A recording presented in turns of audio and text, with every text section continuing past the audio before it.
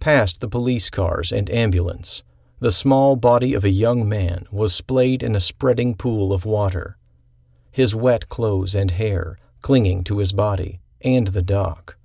The small group of officers and EMTs gathered around him. I couldn't tell for sure from this distance, but he resembled one of the troubled teens I'd seen at St. Anne's. "The hell you think you're doing?" I looked up to see one of the officers walking toward me. He had the muscle-turned-fat build of an aging jock, but he carried himself as if he were unaware of the metamorphosis that had taken place in his unsuspecting body. I stuck out my hand. I don't care who the fuck you are. This is a crime scene. Get out of here before I arrest your ass." "I think I know him," I said. "The floater?" he asked. I looked at the body again. No way he was a floater. Not only were there no signs of fixed lividity, but the body had yet to begin to decompose. "Floater?" I asked. Ordinarily, when a person drowns, his or her body sinks to the bottom, head, hands, and feet hanging down, and stays there until decomposition causes gas to form in the tissue, making the body rise to the surface. "The dude we found in the water," he said slowly, shaking his head. "You know him?" "I think so," I said, "but he's not a floater." "The fuck you talking about?" he asked, glancing over his shoulder at the others, who returned his look of incredulity and his laughter. "We fished his ass out of the water." "You may have, but he wasn't floating at the time." He turned to the others again. "Believe this guy?" Turning back to me, he said, "The hell else do you do in the water?" "Sink." "Sinking, floating. All I know is he sure as hell wasn't swimming," he said. "You know him or not?" "I need a closer look." "Of course you do," he said. "You a reporter?" "Prison chaplain," I said.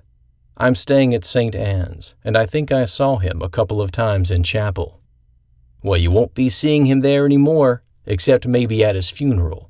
Take a closer look so you can get out of here." As I approached the body, the small group backed away from him slightly. When I reached him, I knelt down and said a prayer. "Is it him?" Muscle Fat said. I nodded. "What's his name?" "Thomas, I think. They called him Tommy Boy." "Thanks," he said, his tone dismissive. "Appreciate it." "Where'd you find him?" "In the water." "But not floating," I said. "Look, I'm sorry I called him a floater. I didn't know you knew him." "It's not that," I said. "It's, you really need to go so we can get to work." "Where'd you find the body?"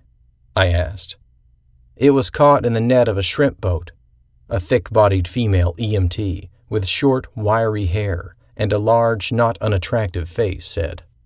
"Thanks," I said. "Have you already gotten a temp for the body, the water, and the air?" She shook her head. "We just got here, and we're told to wait for Chief Taylor." "You need to go ahead and take them. They're crucial in establishing time of death in a drowning." "Listen," Muscle Fat said. "We've been patient with you, but you've got to go before the chief gets here.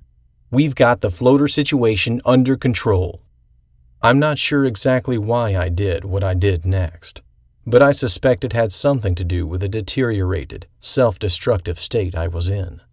Without really thinking about what I was doing, I scooped up the body and tossed it back into the bay.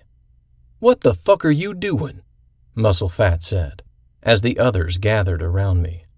The body made a splash when it went into the water, ripples moving out from the entry point. But long after the water was smooth again, the body had yet to resurface. I took in some air through my nose, and the briny smell of the bay filled my nostrils.